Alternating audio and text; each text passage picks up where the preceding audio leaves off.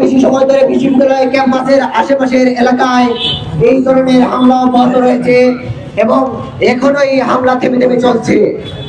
বিশ্ববিদ্যালয় প্রশাসন ইতিমধ্যেই শিক্ষার্থীদের নিরাপত্তা দিতে তাদের ব্যর্থতার পরিচয় দিয়েছে, কিন্তু অন্তর্বর্তীকালীন সরকারের পক্ষ থেকে আমরা ন্যূনতম কোনো পদক্ষেপ দেখতে পারিনি।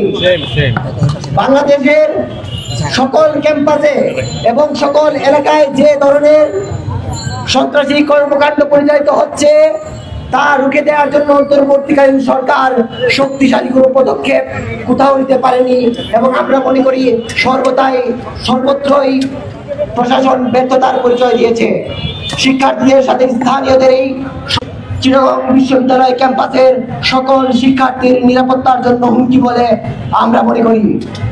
আমরা অন্তর্বর্তীকালীন সরকারকে দ্রুততম সময়ের মধ্যেই চিটাগং বিশ্ববিদ্যালয়ের শিক্ষার্থীদের নিরাপত্তা নিশ্চিতের জন্য আহ্বান জানাই এবং যদি আপনারা এ বিষয়ে শক্তিশালী কার্যকরী পদক্ষেপ নিতে ব্যর্থ হন, আপনারা দায়িত্ব হস্তান্তর করুন।